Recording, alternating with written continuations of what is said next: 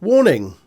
The following podcast contains strong language which some listeners may find offensive. If you do, Up yours! That's only if you don't listen to the podcast. Otherwise, not up yours.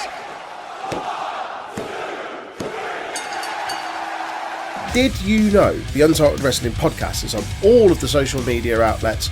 Give us a like, follow, share, subscribe, or even a review if you're feeling generous. Facebook and YouTube at Untitled Wrestling Podcast, Twitter, Twitch and Discord at UntitledWresPod. Hello everybody, welcome to the Untitled Wrestling Podcast, the very special end of the year award ceremony. It's probably Wednesday. I don't know what day it is. We're in that period of the year where you don't know what day it is and you'll just say it's Christmas as an excuse to do anything from like eat a bit of chocolate to like take class A drugs. It's like Whatever takes your fancy. Yeah, whatever you're doing. White Christmas if you are so inclined. White chocolate Christmas. Oh, even better. I got a dark chocolate orange, and I left it with my dad's because I'm a fucking idiot. So I'm real sad. You fucking buffoon. We've scoured the internet for the best wrestling minds we could find to vote on these categories for you. Unfortunately, no one got back to us, so we've ended up with me, Troy, Ryan, and Jay. Faye was going to be here, but she's off to Japan tomorrow, so she's like having some sort of wallpaper-based nightmare. She fucking kept that one quiet, didn't she, lads? I know she doesn't She's like going where?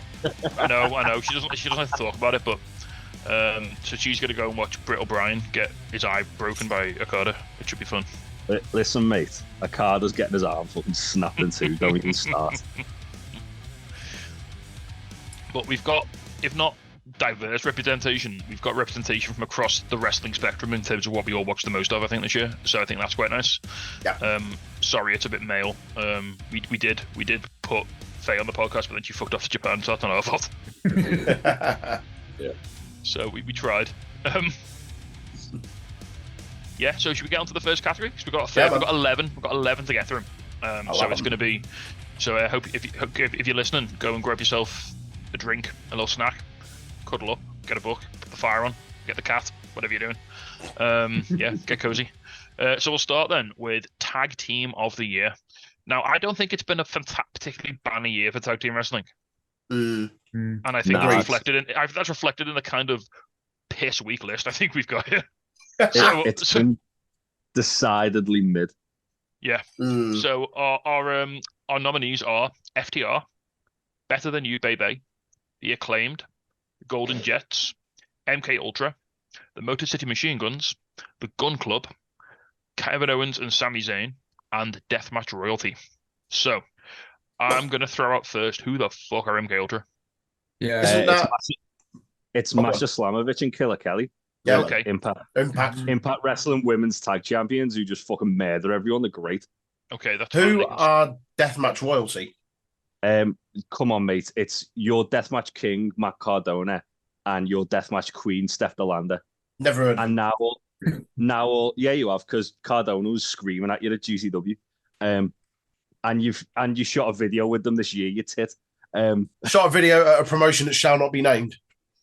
Oh, it will be. Maybe not till later. Maybe not till later. And also now they're technically a trio because they've got Broski, Jimmy Lloyd, but don't worry about it. So Deathmatch Royalty, they're very good fun. Have they won anything this year? no. Yeah, they've won the services of Jimmy Lloyd. I mean, No. is that It's not a prize, is it? Is that really worth having? Can we take them out on the grounds of they've not really done anything? They're very entertaining, and I like them. They've also won a shit ton of like stuff like around the world. But Like what? Raffle prizes? No, like belts and like they've dominated the UK raffle scene in a manner previously only displayed by Faye.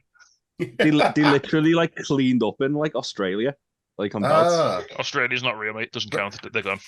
Wrestling Mecca, Australia. They haven't Alright, even had fine. a death match all year, and they call themselves Deathmatch Royalty. Yeah, they have. They had the fucking death match with Mackie Death Kill You Tit. Oh, yeah, but it was in LA, was it not? And it didn't really count. Doesn't matter. They're off the list now. They're gone. They're No, gone. Forget about it. wasn't Never in LA. existed. Bit them off. Right. They're gone now anyway. I want to nominate FTR as much as it galls me up to the top three because I think they've won the tag. They've been champions. They had some banging. Once they got out of the CM Punk zone, they had some banging matches. To be fair, my argument for this then is if we put FTR in, we should also put Jay White and Juice Robinson in, because they wouldn't have had as good a year if it wasn't for that series of matches they had with them. How many matches was it in total? It was 3, I believe, 2 or 3. I mean, I'm perfectly fine to do to. So when you have Gun But Club, then I also think there's more deserving teams on the flip side of that. well, who would you want to put up? I I mean, I'd say, Golden Jets are coming straight off. That's not even a debate. I only put that there just to upset Faye. The meme was It's fun. not But even yeah. here. I'd probably say Better Than You, Baby, even though they've not really. Have they defended the belts, really? No. Yeah. Not as a tag team. They did, didn't they? They haven't existed as a tag team for half a year. They're now both injured. They Hang have on. they No, have destroyed wait. 2 title scenes. I'm just realizing I'm thinking of literally thinking of it as the feud, not the team, aren't I? No, fuck that noise. Get them out. Yeah. All right. Did Faye put them in? You made Aussie Open look bad in front of 80,000 people. Yeah. Get the fuck. They're the reason why I didn't put Aussie Open in was because they ruined it for because of Mark this. Davis, and then he hurt himself, and now Kyle Fletcher's gone all spooky, and it's all their fault. It's hard to disagree that FTR should be in the top 3. Well, yeah, I suppose. Who did FTR win it off? They won it off the Ass Boys, didn't they? Yeah. No, But then they lost to Big Bill and Starks, was it? That's very true. They did. Yeah, in a match that made us all go, "What the fuck is going on?" And in many ways, still does make us go, "What the fuck is going on?" Because I still don't think the AEW tag team division has recovered from whatever the fuck they were doing this time last year. I feel like when FTR won the belt, despite the fact them having really good matches, it kind of stagnated a little bit, because the whole story of FTR with the belts was going after the belts and getting them back off the Guns, not. This is because they got bogged down in the fucking CM Punk 30-minute collision main event universe. Worry about it.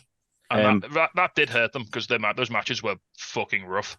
Then they bounced back. All In was fantastic.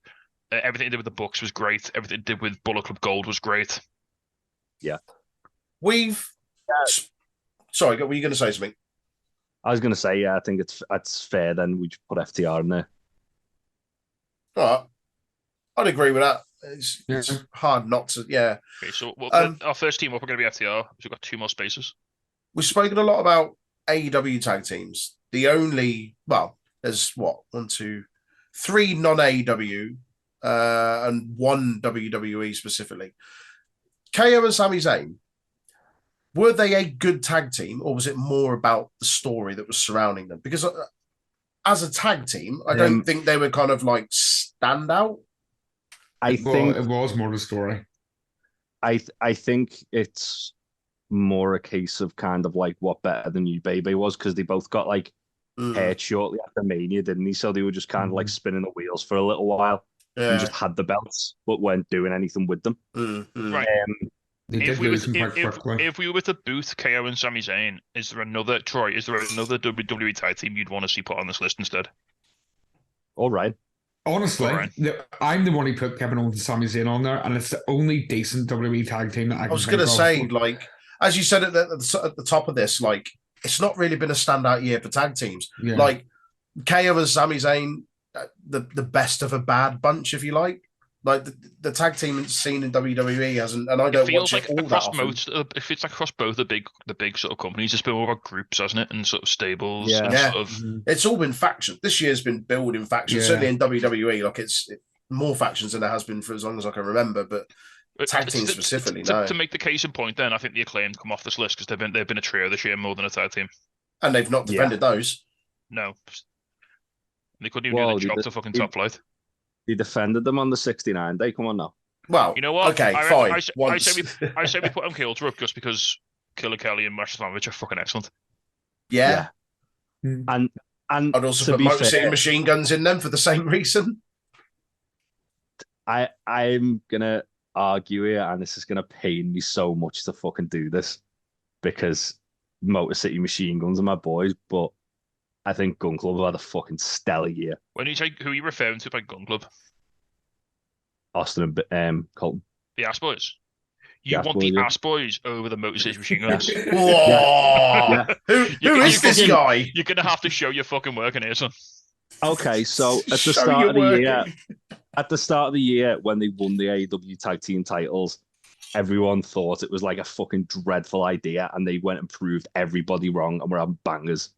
They've since, as Bullet Club Gold, gone on to have even more bangers, and I think now realistically they should be the logical team who would have took the belt off the Golden Jets when the Golden Jets inevitably would have took the belt off Starks and Big Bill.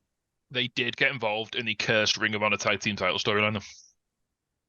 Yeah, they did, but I mean that's just like a fucking one of many black holes in AEW, isn't it? At the moment, it's just sucking talent towards. Whereas Motor City Machine Guns did win the Deadlock Pro tag team titles. But and also, Alex Shelley is not, and they're both singles champions in TNA. I was gonna say, I think Chris Sabin and Alex Shelley have had better years as singles talent than they have as a tag team. Yeah, is my argument as well against that. Whereas Austin and Colton have had a good team as a team, or as part of a faction as well. But they were having a good year as a team prior to that. Could it be argued that one entrance where they used many men puts them over the top? Yeah, absolutely. Because that was fucking fire. 1,000% it does. And also the time when Austin unironically tweeted on Twitter, "Insert many men." Exactly. Which was excellent. Brilliant. Exactly. Okay, I'm coming around to this. Jay's has he shown his working enough? Jay's played the reverse on us here, and he's think of the tag team title run they had and how pissed off everyone was, and they just lent into it and like were just absolute shitbag heels. But they've been excellent shitbag, but they've actually wrestled really well as well. I think there's something we talked about a lot on the podcast, isn't it? Colton Gunn in particular, considering he's only been wrestling for 2 years, has improved so much this year. That's not to say Austin hasn't either. I think Austin's come leaps and bounds as well. They did cut that really good promo on Billy as well, didn't they, this year? Yeah, that was really good. Oh, fuck, I remember things that I don't like it. They've low-key had a banner year, and I think if we want to talk about what they've done as a tag team accomplishments, it should be Gun Club over Motor City Machine Guns, purely for the fact that Motor City Machine Guns have done more as singles wrestlers this year than they have as a tag team. With the caveat that we give props to Shelley and Sabin for winning singles titles, I'm happy to put Gun Club up there. Oh yeah, 100%. Yeah. Okay, 100%. so we've got FTR, MK Ultra, Gun Club. Who gets the win? Out of them, I kind of want to give it to Gun Club now after what you just said. I mean, out of them, my heart would say MK Ultra because I love both of those women and they're fucking excellent. But also, with what I've just gone to bat for the Gun Club, I feel like I've got to say the Gun Club. I can live with that. I'm fully on board with that. Ass Boys number one. Anyone but bald and hair. Yeah. Okay. Suck a cunt. I'm in agreement with that. There we go. Okay, so there you have it. Our tag team of the year in what is admittedly a bit of a down year.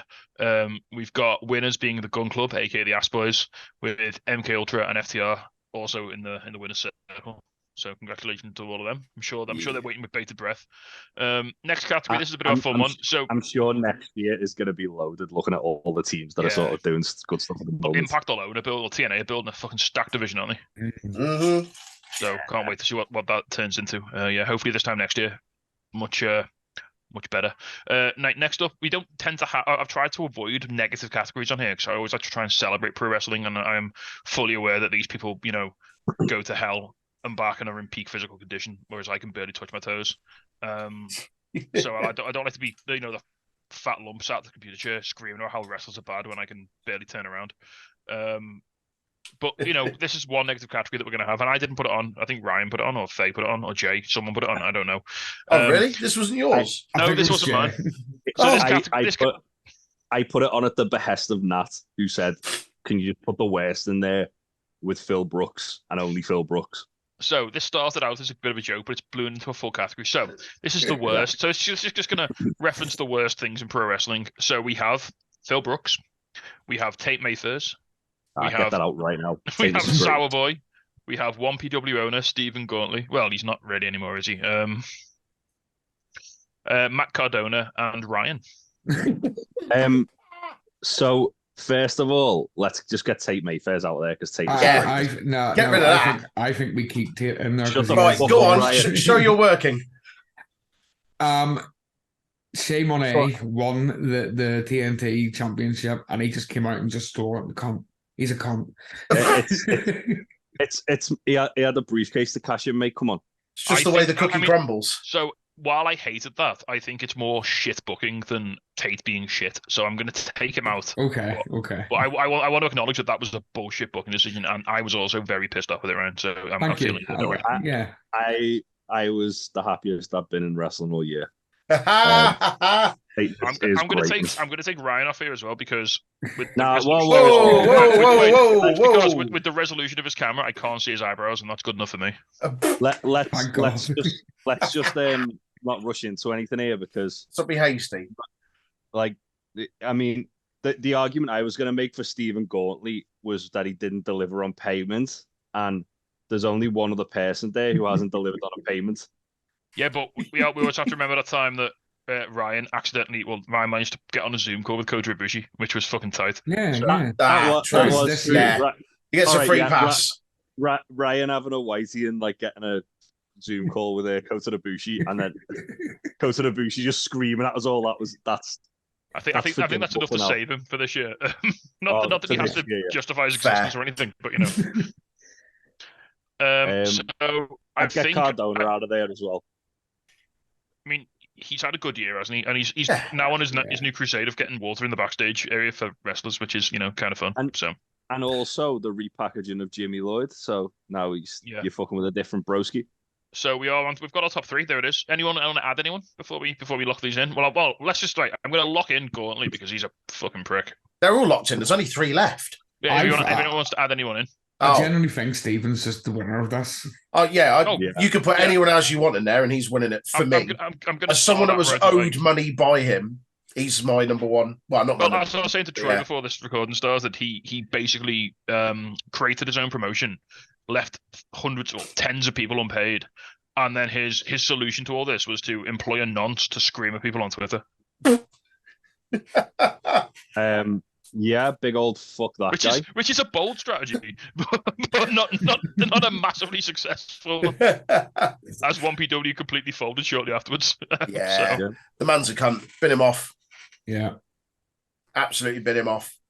I'd take crap man Phil Brooks over that any day. In fact, I don't think we need to. Well, there we go. So yeah, 1PW and Stephen Gauntly is our worst of the year. Special shout out to Phil Brooks for crawling back Simpsons down to WWE through the little hole in the floor, and Sour Boy for just existing. Sour Boy, excellent. Hello, yes, Danhausen here. Danhausen has been summoned. You must love this podcast, Hausen, the Untitled Wrestling Podcast, Hausen.